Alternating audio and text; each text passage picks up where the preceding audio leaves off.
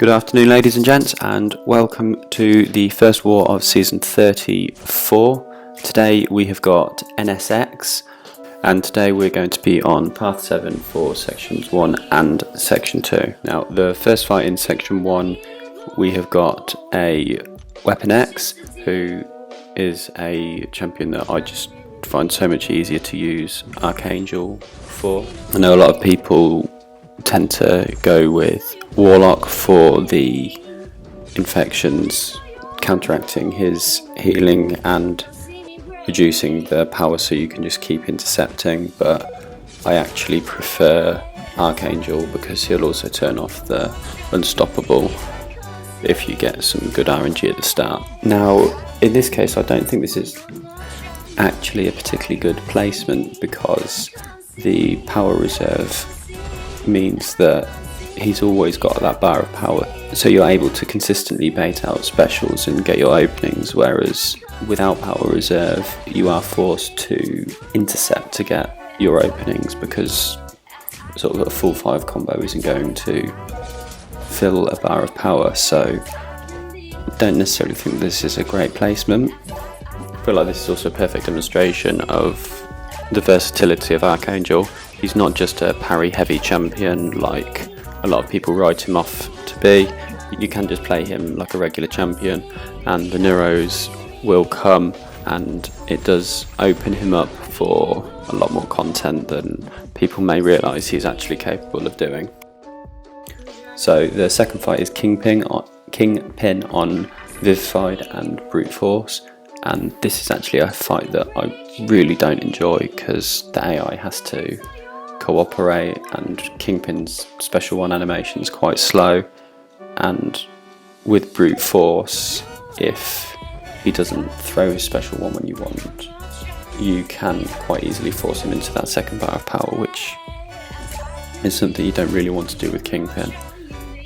So you can see here that I have actually forced him into that second bar of power, and even then he's still not throwing anything, so I'm just having to use a single light attack to reset the Brute Force timer and hopefully get that special out of him. So thankfully I've got the White Magneto pre-fight on, so I am able to consistently parry him, otherwise this fight would have been very bad. So I finally got my first Neuro on after his second special 2. Not ideal, but just trying to avoid getting pinned for too long. I'm comfortable dealing with him against the wall, but obviously if you got the choice you'd rather he wasn't there, and it's now just a case of finishing it up without getting hit and no more Kingpin. So our third fight is Warlock versus Domino on the Spite fight in section 2. It's a pretty simple fight. I mean, you could make it easier and use 200% power boost, but it's not really necessary. Warlock's got very good power control on this node against Domino. Again, it's another one of those placements that people seem to still put her there out of habit almost, but I think there are better places that she could go, and there are far better options for this path. If they're running willpower on this, it's good to try and just keep the debuffs on Domino for as long as possible because it will control that power, but I have got an indestructible boost on just in case she does go to special 3, and obviously as Warlock is bleed immune, it doesn't really matter if she would have got one of those enormous crit bleeds on me because, you know, he's bleed immune, so who cares. But yeah, nice simple fight. I'd happily face Domino here with my Warlock every war, to be honest with you. Even with Domino going full Domino on you, you'd be very unlucky to die with Warlock. So this is the last path fight of this war, and this is one that sort of when we were going through the planning, I thought this one would be a piece of cake. Archangel versus Sorcerer Supreme is, you know, on paper very easy. Just need to get a couple Neuros down and then haven't got anything to worry about.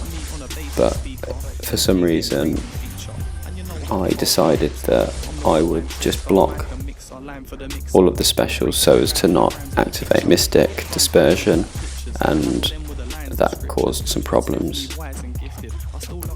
And obviously my RNG in this fight isn't particularly good. It's taken quite a while for me to actually get any Neuros on Sorcerer at all, and just generally not really great. It gets a bit hairy towards the end,